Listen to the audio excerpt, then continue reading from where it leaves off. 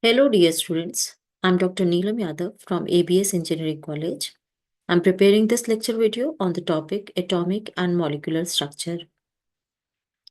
The contents which will be covered under this topic are Molecular Orbital Theory, its introduction and postulates, Molecular Orbital Theory and its applications to homodiatomic molecules, and Molecular Orbital Theory and its application to heterodiatomic molecules.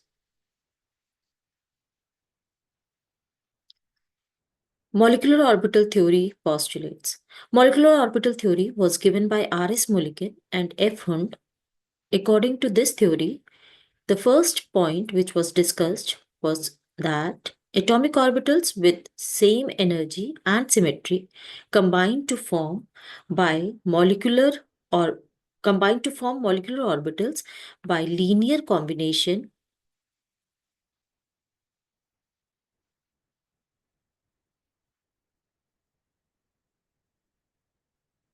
of atomic orbitals.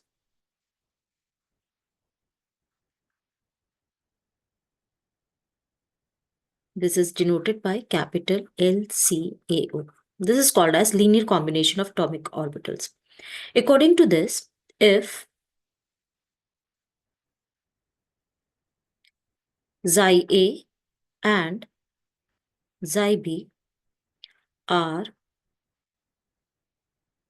wave functions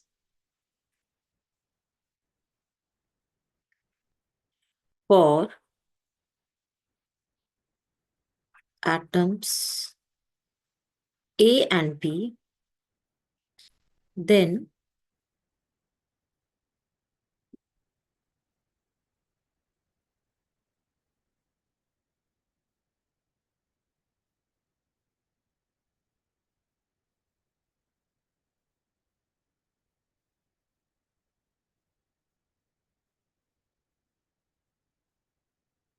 according to LCO method, molecular orbital wave function is given as xi A plus minus xi B, which means that the wave functions may show additive overlap or it may show subtractive overlap. While the linear combination takes place, the two types of molecular orbitals are formed. One is bonding molecular orbital,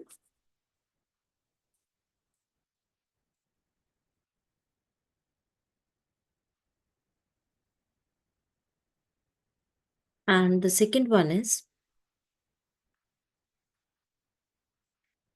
anti-bonding molecular orbitals.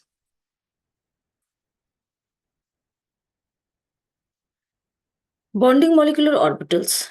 How does this bonding molecular orbital form? According to wave function, if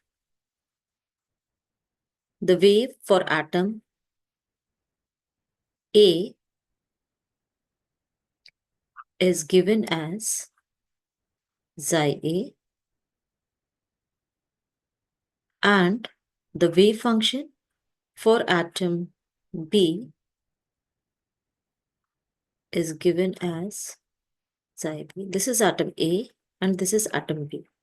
In case of bonding molecular orbitals, the addition of these wave functions take place.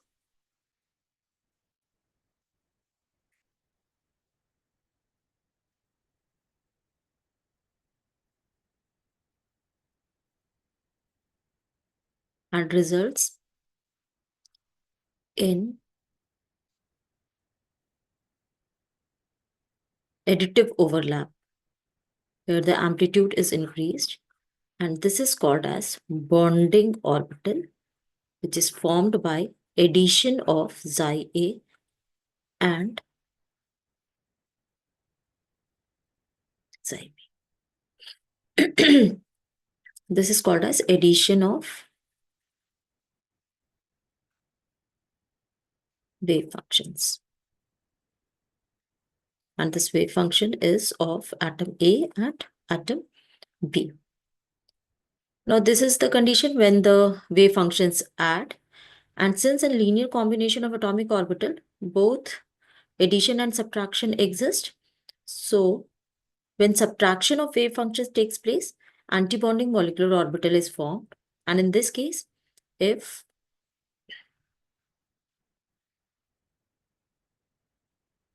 this is the wave function for atom A and the wave function for atom B is this, then subtraction of wave function takes place. Now here we can denote it as if the wave is above, it is denoted by positive sign, and below the line, below the x-axis, it is denoted as negative sign. Here it is negative sign and this one is positive sign. So when subtraction of wave function takes place, the resulting antibonding molecular orbital is showed as the amplitude decreases since the subtraction takes place, and this amplitude is decreased, and this is called as anti-bonding molecular orbital, and this is given by xi A minus xi A.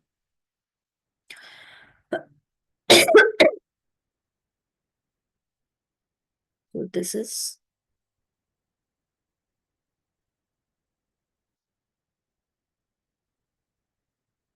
subtraction of wave functions. So this is how linear combination of atomic orbital takes place. Once it forms bonding molecular orbital, and the second orbital formed is antibonding molecular orbital. Bonding is formed by addition of wave functions and antibonding is formed by subtraction of wave functions. Now, if we are considering about the orbitals, since we are discussing about molecules and they will be having s orbital, p orbital, d orbital. So how this s orbital, p orbital and d orbital overlap and forms bonding and antibonding molecular orbitals. Let us consider a molecule, hydrogen. It is having 1s orbital. This is 1s orbital of first hydrogen atom. And this is 1s orbital of second hydrogen atom. Now, when these two atomic orbitals combine, they show addition process also. And when they show addition process, the bond formed is, this is called as constructive overlap. And the molecular orbital formed will be shown as, for s orbital, it will be shown like this, and this will form sigma HH. Since it is taking linear combination, it will also show, this is bonding molecular orbital. Since it is showing linear combination, it will also show anti-bonding molecular orbital.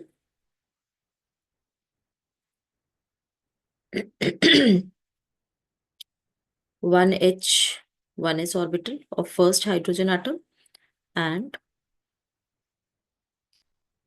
1s orbital of second hydrogen atom, and these will overlap. This overlapping is destructive overlapping.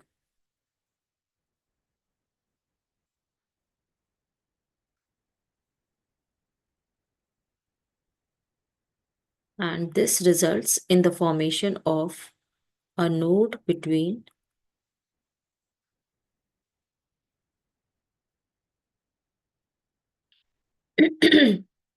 the bonds, and this is hydrogen antibonding.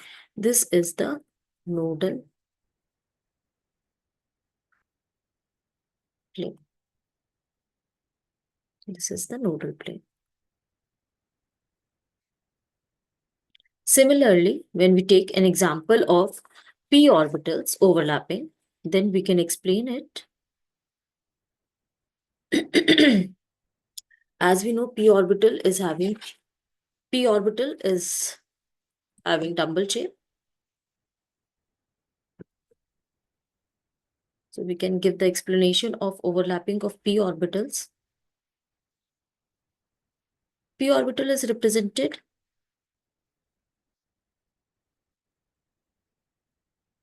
x-axis, y-axis, and it has a double shape at z-axis as well. This is z-axis, this is y-axis, and this is x-axis.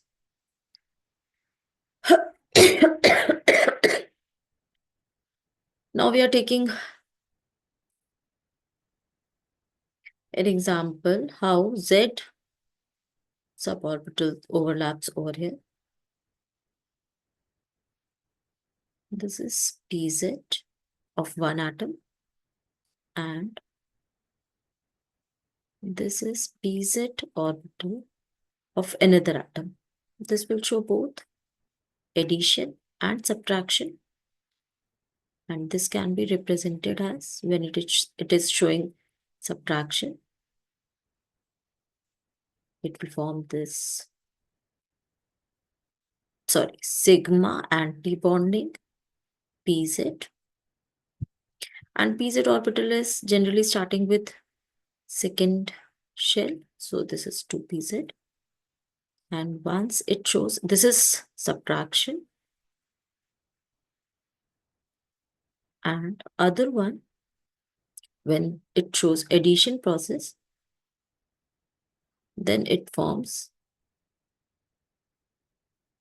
this way, and this is called as sigma 2p z. Now we are talking about the y-axis. Y-axis is represented like this. This is 2py plus, or another 2py orbital of another atom. This will also show both addition and subtraction. So when it shows addition, it will be represented like this. This is pi 2py, and in case of subtraction, it will show antibonding pi. So it can be represented like this.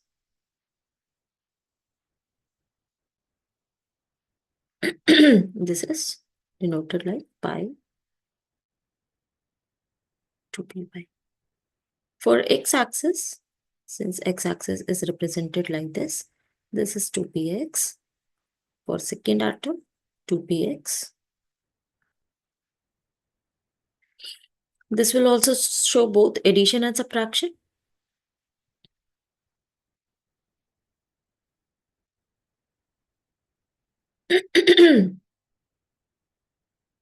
This is pi 2px. This is anti-bonding. And for bonding, it will show this is pi 2px. Now, this is how p orbitals overlap when they are showing linear combination of atomic orbital. Both addition and subtraction takes place, and the bonding and anti-bonding molecular orbitals are formed. Now, the second postulate that was discussed in molecular orbital theory is the number of molecular orbitals formed is always equal to the number of atomic orbitals that are taking part in the bond formation. For example, if we are taking an example of hydrogen molecule, H2 is a molecule. This is formed by the addition of two hydrogen atoms. In this case, this is having configuration 1s1, and this hydrogen atom is also having the configuration 1s1. Now, when these atomic orbitals overlap, they will show both addition overlapping as well as they will show subtraction overlapping, or constructive overlapping and destructive overlapping. When two atomic orbitals combine, they are having single electrons. So this is denoted as 1s1 for one hydrogen atom, and this is 1s1 for another hydrogen atom. And when these two hydrogen atoms combine, they form molecule H2. Now, when these two atomic orbitals combine, they will form two molecular orbitals, as the statement is given above. If the number of atomic orbitals combining will be equal to the number of molecular orbitals formed. Now, two atomic orbitals are combining, two molecular orbitals will be formed. And in this case, one molecular orbital will be bonding and the other one will be anti-bonding. So, bonding is denoted by sigma 1s and antibonding is denoted by sigma star 1s. And since we are having two electrons, these two electrons are occupied by the molecular orbital which is having lower energy, and each orbital can accommodate only two electrons. So we are having two electrons and we have filled these two electrons in the lower energy orbitals of molecule. So the statement as it is given, like the number of atomic orbitals combining, here we are combining two atomic orbitals. So two molecular orbital is formed, out of which 50% is of bonding molecular orbital and 50% is of anti-bonding molecular orbitals. Now the next point discussed over here is about the energy level of bonding molecular orbital is always less than that of individual atomic orbitals. Now this is this can be seen in the uh, earlier slide. Like here, we have discussed when two atomic orbitals are combining, then bonding molecular orbital is having lower energy than that of the atomic orbitals, and the anti-bonding molecular orbital is having higher energy than the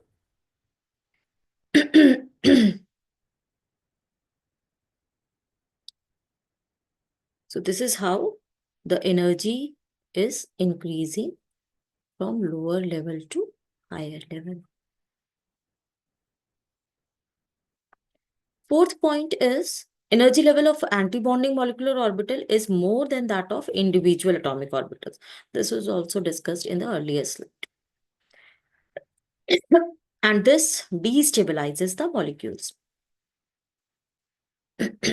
Now, fifth point for molecular orbital theory is that molecular orbitals that do not participate in bonding are called non-bonding molecular orbitals. For instance, let's discuss if we are having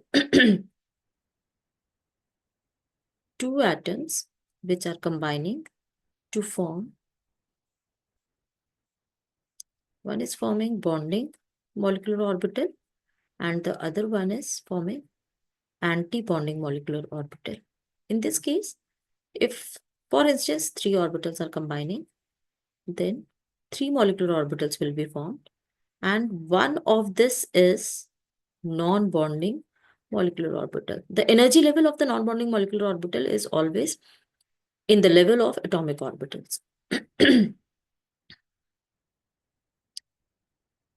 Another point which was discussed in the postulates is that molecular orbitals are always polycentric. The atomic orbital involved in the formation of molecular orbital completely lose their identity after the formation of molecular orbital. Now, once the molecular orbitals are formed, the filling up of molecular orbitals or filling up of electrons in the molecular orbitals follow the three major principles which are used in the filling up of atomic orbitals, that is Aufbau principle, Pauli's exclusion principle, and Hund's rule of maximum multiplicity.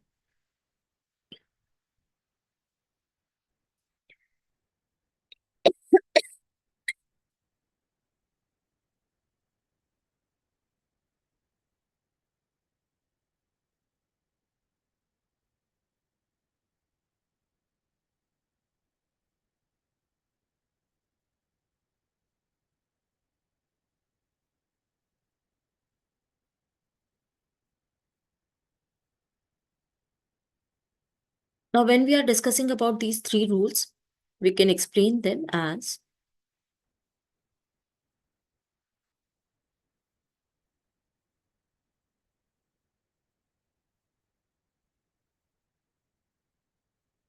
Aufbau principle states that electrons fill lower energy atomic orbitals before filling the higher energy ones. And this can be predicted by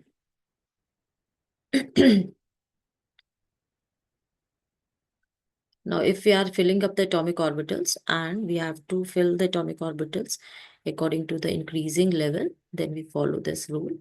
1s, 2s, 2p, 3s, 3p, 3d,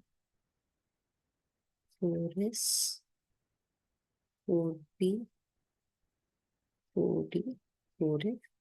Now, filling up the atomic orbital, like we are filling the atomic orbital, the energy sequence followed for the orbital is first the electrons will move to the 1s orbital, then the electron will move to the 2s orbital, then electrons will move to the 2p orbital, then 3s, and so on.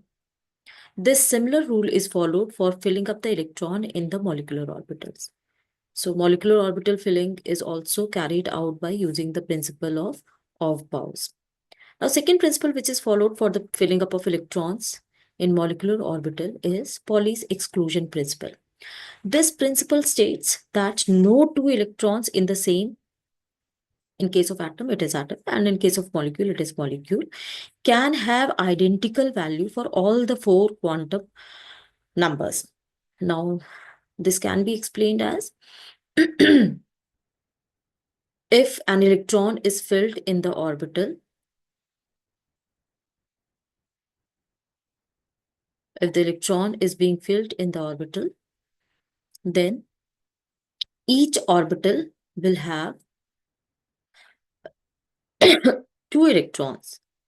More than two electrons are not allowed in any orbitals.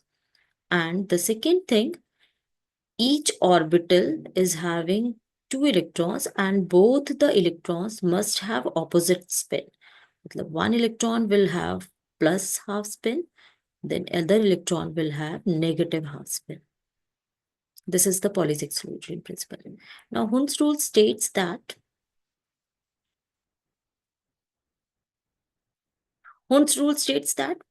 every orbital in a subshell, for instance, we are taking an example of p orbital, like this is for carbon atom. It is having 1s, 2s, and 2p. Carbon atom has atomic number of 6. It can be given as 1s2, 2s2, and 2p2.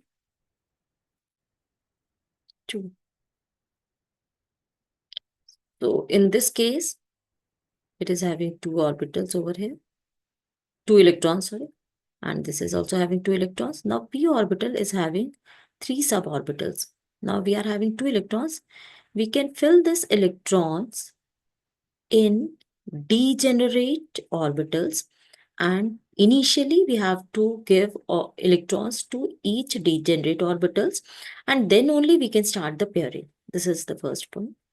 And the other one is this filling can also be, this filling also tells, like if we are filling the electrons in positive spin, then both the electrons should be in positive spin, or three electrons if we are filling, then they should be in positive spins. If we are filling one in positive spin and another is in negative spin, then this is not allowed according to Hund's rule. These are the rules which are being followed for filling the electrons in the molecular orbitals. Now, when we are filling the electrons in the molecular orbitals, the rule that is followed to build the configuration of molecular orbital, it is of two types. From hydrogen molecule to nitrogen, the type which is followed is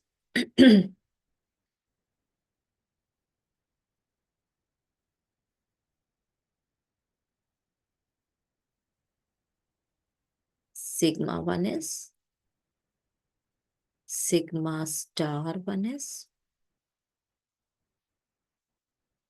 sigma 2s, sigma star 2s. Now comes pi 2px, pi 2py, and then comes sigma 2pz. Further, for antibonding, p orbitals. It is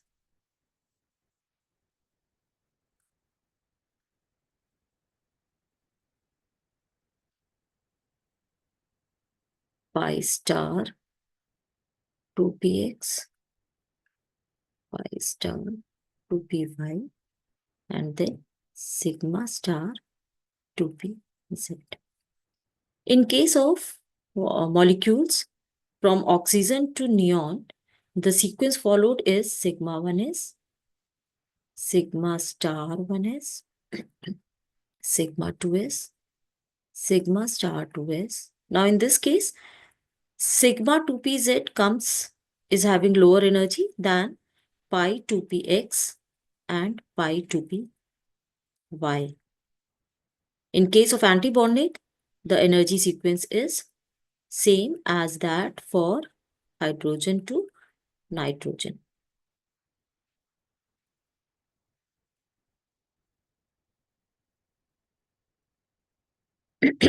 Now the difference in the pairing of electrons or configuration for molecule is lying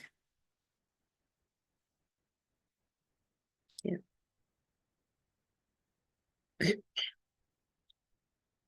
Now this is the sequence in which the electrons are being filled for molecules, homodiatomic molecules. Now the next point which is being elaborated in molecular orbital theory is that we are discussing the magnetic behavior of the molecules.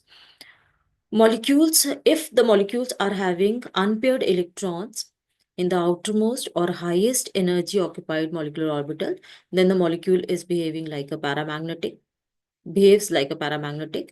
And while if all the molecular orbitals are having paired up electrons, they will behave like a diamagnetic molecules.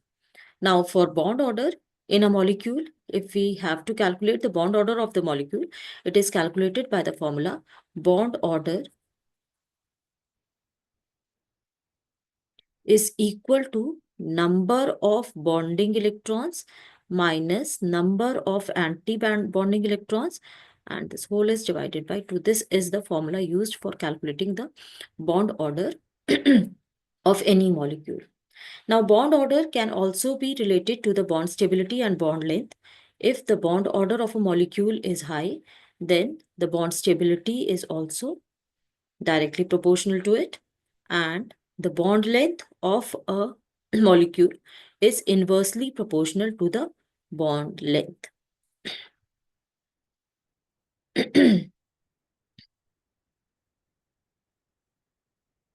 Now, what is the significance of bond order? The bond order which we have calculated earlier.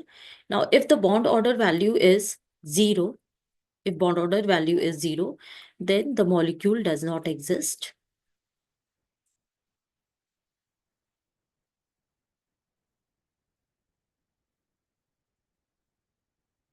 If the bond order value is negative, in this case, the molecule is not possible.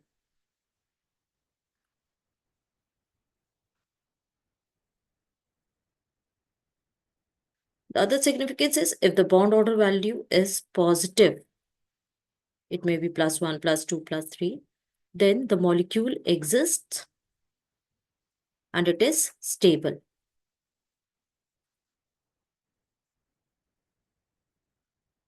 If the bond order value is 1, then it tells that the molecule is having single bond.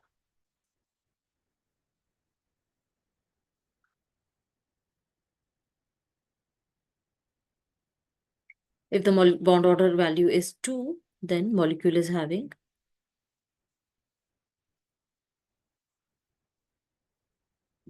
double bond.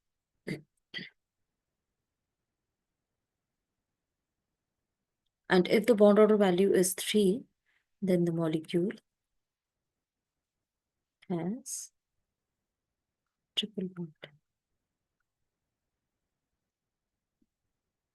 These are some of the references which I have considered while preparing this lecture video.